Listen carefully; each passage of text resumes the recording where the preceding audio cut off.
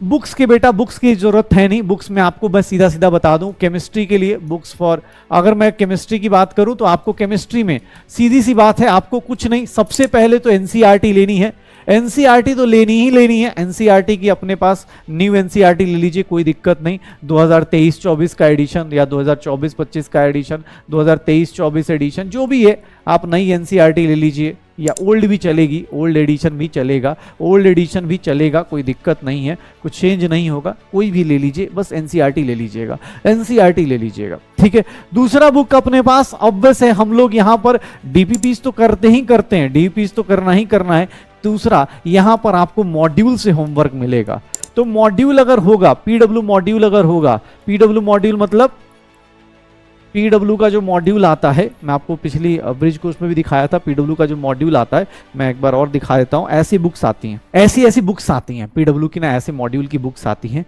इसमें क्या होता है कि हर एक चैप्टर का, जो लोग स्कूल जाते हैं मोस्टली, जिनको टाइम कम मिलता है, उनके लिए नोट्स मिले हुए मिल जाते हैं, उनको ना हर एक चैप्टर के नोट्स मिल जाएंगे, यहाँ नोट्स मिल जाएंगे, उसमें ऐड कर सकते हैं, और कुछ यहाँ पर नोट्स शॉर्ट में मिल जाएंगे, और प्लस यहाँ पर ना क्वेश्चंस करने को मिल जाता है, क्वेश्चंस मिल जाते हैं आपको। इसको करने के बाद, डीपीपी पीडब्ल्यू मॉड्यूल करने के बाद, एनसीईआरटी करने के बाद भैया टाइम नहीं मिलेगा, पहली बात। दूसरा, अगर इसको कर लेंगे तो उसके बाद फिर क्लास में पूछिएगा, बता दूंगा कि इसके बाद कौन सी बुक्स करनी है, इसके बाद कौन सी बुक्स करनी है, वो उस टाइम बता दूंगा, ठीक है, उस टाइम बता दूंगा बेटा। नहीं, ऐसा कुछ नहीं है कि मॉड्यूल नहीं होगा तो नहीं होगा, लेकिन उससे प्रैक्टिस ज्यादा होगी बेटा। आप कोई और बुक्स लोगे ना, उसका कोई मतलब, उसमें क्या होगा ना, मैं होमवर्क नहीं दे पाऊंगा, क्योंकि ऑब्वियस हर एक आदमी अपनी अपनी बुक्स लेगा, तो मैं मॉड्यूल से होमवर्क दूंगा, एनसीईआरटी से होमवर्क दूंगा, और डीपी से होमवर्क दूंगा। ये मेरे 3 होमवर्क वाली चीजें होंगी 11th क्लास में। बस बोल तो रहा हूँ, 11th क्लास में बस इतना देख लीजिएगा, एनसीईआरटी, डीपीज और मॉड्यूल आप देख लीजिएगा। मॉड्यूल बेटा आपको मिल जाएगा, आप ऑनलाइन ऑर्डर कर सकते हो, पीडीएफ आपको मिल जाएगी। अभी आपको फर्स्ट चैप्टर के लिए पीडीएफ आपको मिल जाएगी, या पीडीएफ से देख लेना। और ओल्ड मॉड्यूल्स भी चलेंगी, कोई दिक्कत नहीं, अगर कम, हाँ कोई दिक्कत नहीं, कोई बात नहीं। मैं मॉड्यूल से, मैंने क्या बोला आपको, एनसीईआरटी से होमवर्क दूंगा, एनसीईआरटी क्वेश्चंस होमवर्क मिलेंगे, डीपीज मिलेंगी, और पीडब्ल्यू मॉड्यूल मिलेगा। एनसीईआरटी तो मिलेगा ही मिलेगा। इन के आज के टाइम पे तो मैं एनसीईआरटी एग्जाम्पलर भी आता है, वो भी धीरे धीरे हम लोग बैच में जैसे जैसे आगे चलेंगे, एनसीईआरटी एग्जाम्पलर हम लोग करने वाले हैं, एनसीईआरटी एग्जाम्पलर हम लोग करेंगे, एनसीईआरटी एग्जाम्पलर हम लोग करने वाले हैं। एनसीईआरटी एग्जाम्पलर भी आ जाएगा तो वो भी करेंगे। अब मैं आपसे 1-2 चीजें, बुक्स हो गई, पता चल गया, सिलेक्शन के लिए क्या करना है ये भी पता चल गया, क्या नहीं करना है यही पता चल गया, बुक्स सिलेक्शन सब कुछ डिसाइड हो गया है। अब मैं आपसे एक सिंपल चीज पूछता हूँ, सिलेक्शन तो पढ़ता ही है ना, बेस्ट मॉड्यूल बेटा सही है। अब आप सब सच बताओ तो मॉड्यूल बहुत सही है, ठीक है। एनसीईआरटी एग्जाम्पलर इज लाइक कि बेटा आपको ना एनसीईआरटी एग्जाम्पलर एक बुक आती है, एनसीईआरटी की बुक है, वही होता है। मॉड्यूल आ जाएगा बेटा, मॉड्यूल आ जाएगा, थोड़ा सा ऑब्वियस है, शुरुआत में टाइम लगता है, बट आ जाएगा। अभी आपको पीडीएफ मिल जाएगा, ऐप में जाएंगे ना आपको पीडीएफ मिल जाएगा ऐप में। ठीक है, आपके ऊपर है, जैसे भी शॉर्ट नोट्स बना सकते हैं बनाइए। चलिए, तो मैं बोल रहा था बुक्स की जरूरत है, NCERT, PW module, NCERT exemplar, ये 3-4 काफी हैं, इसके अलावा जरूरत नहीं है यार। हाँ, केमिस्ट्री में अपने पास 3 पोर्शंस हो जाएंगे। अब केमिस्ट्री में 3 पोर्शंस आपके जो सिलेबस में है, अगर मैं केमिस्ट्री का सिलेबस बताऊं तो chemistry class 11th chemistry syllabus बताऊं, अगर क्लास 11th के केमिस्ट्री का सिलेबस बताया जाए तो फर्स्ट चैप्टर जो आएगा वो है आपका some basic concepts of chemistry. और सच बताऊं बेटा, एक बात बताऊं, some basic concepts of chemistry से ये जो होगा, इसी को आप लोग कहीं अपने पास, या हम लोग भी क्लास में बार बार बोलेंगे मोल कॉन्सेप्ट, इस चैप्टर का नाम देंगे मोल कॉन्सेप्ट। ये चैप्टर अपने पास आएगा, ये चैप्टर एनसीईआरटी के अंदर भी दिख जाएगा, और उसके बाद एटॉमिक स्ट्रक्चर मिलेगा, ये स्ट्रक्चर ऑफ एटम मिल जाएगा, एटॉमिक स्ट्रक्चर चैप्टर मिलेगा, एटॉमिक स्ट्रक्चर। ये 2 चैप्टर होंगे, मैंने आपको क्या बोला, अगले 2 महीने में ये 2 चैप्टर होंगे, और अगले 2 महीने के अंदर जो 2 चैप्टर होंगे, यही आपको डिसाइड कर देंगे कौन सा बच्चा किस स्पीड से चलने वाला है। इसके लिए आपको प्रैक्टिस करनी है, जितना आपने सोचा नहीं हो उससे ज्यादा प्रैक्टिस करनी पड़ेगी। इस बात को मैं पहले बोल रहा हूं, आज डे 1 पे बोल रहा हूं, क्योंकि बेटा होता है कभी कभी आदमी सोच के आता है कि नहीं यार कम प्रैक्टिस करेंगे तब भी, ये क्लास 10th नहीं है। यहां पर आपको एक बहुत ही, जहां 25 लाख लोग हैं वहां सबको पास नहीं करना। 25 लाख लोग बोर्ड में भी अपीयर होते हैं, लेकिन उनमें सब पास करते हैं। 25 लाख में से 23 लाख 24 लाख लोग पास कर जाते हैं, बहुत कम लोग फेल करते हैं। लेकिन यहां उल्टा है, जहां जितना वहां सिलेक्शन रेशियो है, जितना वहां सिलेक्शन है उतना यहां रिजेक्शन है बेटा। तो इस बात को ध्यान रखिएगा, आप सबसे लोगों से बोल रहा हूं, ठीक है ना, इस बात को ध्यान रखिएगा, ठीक है। ये देख लो, ये दो चैप्टर आपका डिसाइड करेगा कि हाँ कैसा होना है। इसके बाद आपको थर्ड चैप्टर जो मिलेगा वो पीरियोडिक क्लासिफिकेशन मिलेगा। पीरियोडिक क्लासिफिकेशन एंड पीरियोडिसिटी मिल जाएगा आपको। पीरियोडिक क्लासिफिकेशन एंड पीरियोडिसिटी मिलेगा, ये आपको इनऑर्गेनिक में मिलेगा। ये चैप्टर्स ऑब्वियस है, यही आपका फ्लो होगा, पीरियोडिक क्लासिफिकेशन एंड पीरियोडिसिटी। फिर हम लोग बात करेंगे यहां पर तो केमिकल बॉन्डिंग आ जाएगा, केमिकल बॉन्डिंग हो जाएगा। ये दो चैप्टर आपको इनऑर्गेनिक के सर कराएंगे मोहित सर। इनऑर्गेनिक केमिस्ट्री में आएगा, इनऑर्गेनिक केमिस्ट्री में आ जाएगा। ये दो चैप्टर इनऑर्गेनिक केमिस्ट्री में होगी। ये फिजिकल केमिस्ट्री के पार्ट है, फिजिकल केमिस्ट्री का पार्ट है। और इसके बाद फिर हम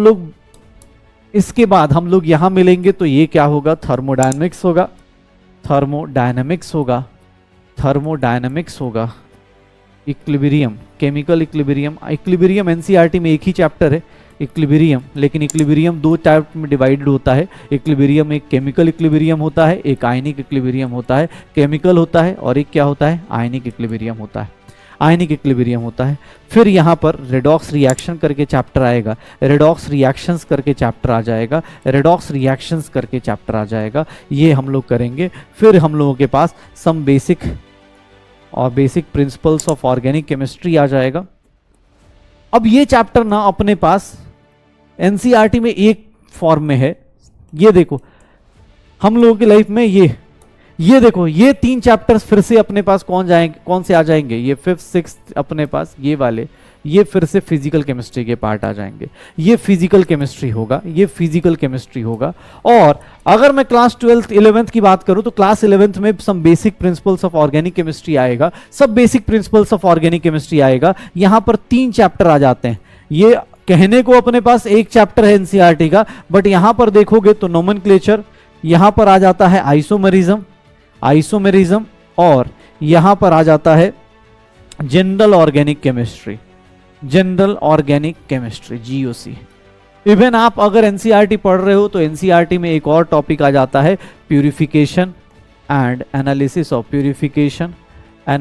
ऑफ ऑर्गेनिक कंपाउंड। आपको ये टॉपिक्स मिलेंगे आपको पूरे, जब आप केमिस्ट्री के एंड तक पहुंचोगे तो। एंड इसके बाद आता है हाइड्रोकार्बन। ये जो दो टॉपिक्स बताए मैंने लास्ट के, ये जो दो टॉपिक्स हैं ये हम लोगों को आते हैं कहां पर, ये पूरा का पूरा किस में आएगा, ऑर्गेनिक केमिस्ट्री में। ये पढ़ाएंगे अपने पास Yogesh Jain sir organic chemistry में। ये कहने को दो टॉपिक्स हैं बट ये बेटा अपने आप में एक चैप्टर है, ये अपने आप में एक चैप्टर्स है, ये सारे के सारे अपने आप में एक चैप्टर्स होंगे। ठीक है, तो ये सारे के सारे मिलेंगे। कितने पेज की नोटबुक नहीं बेटा ठीक है, नोटबुक नंबर, पेजेस तो छोड़ दो, नंबर ऑफ नोटबुक पूछो। पेज क्या होता है, पेज तो अब छोटी मोटी बातें होती हैं। ठीक है, पेज तो अब छोटी मोटी बातें होती है, नंबर ऑफ नोटबुक्स आते हैं बेटा, नंबर ऑफ नोटबुक्स आते हैं। ठीक है, हाँ कोई दिक्कत नहीं, नंबर ऑफ नोटबुक्स लेनी है अलग अलग, फिजिकल का अलग हो सकता है।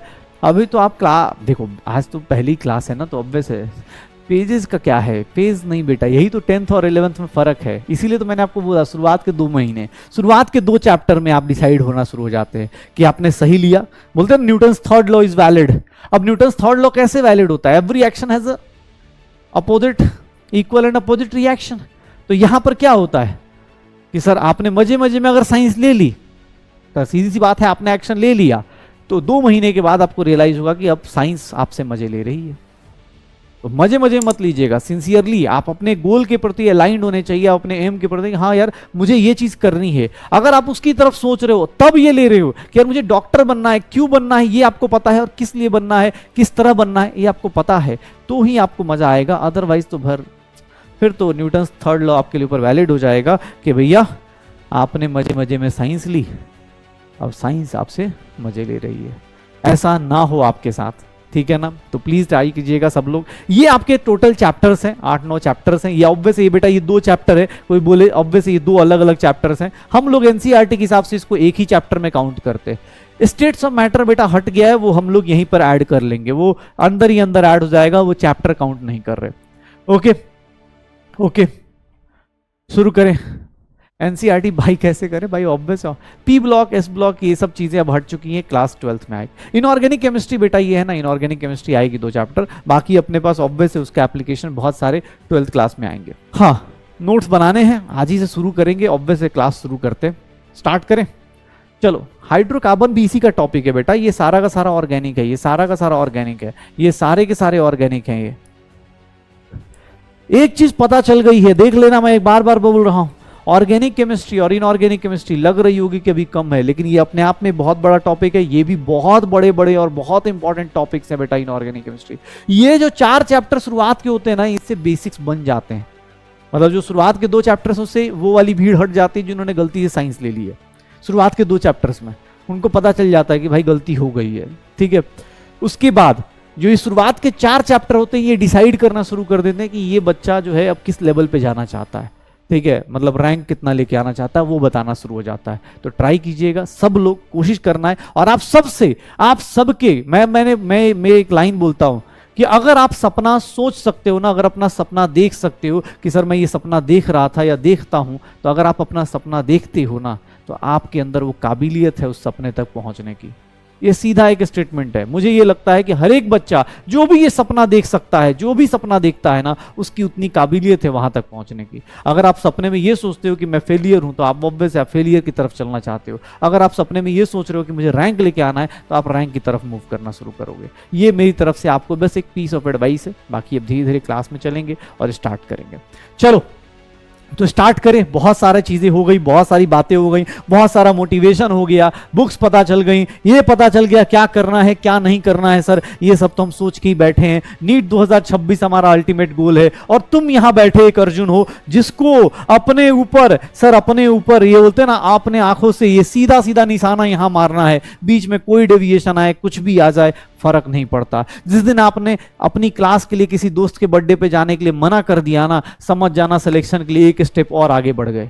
जिस दिन आपने अपनी क्लास के लिए किसी के रिश्तेदारों की शादियों में जाने से मना कर दिया ना, या कि नहीं पापा या नहीं मम्मी मुझे नहीं जाना है, समझ जाना सिलेक्शन के उतने पास पहुंच रहे हो आप, ठीक है। बस याद रखना ये सब चीजें, लिख के रख लो।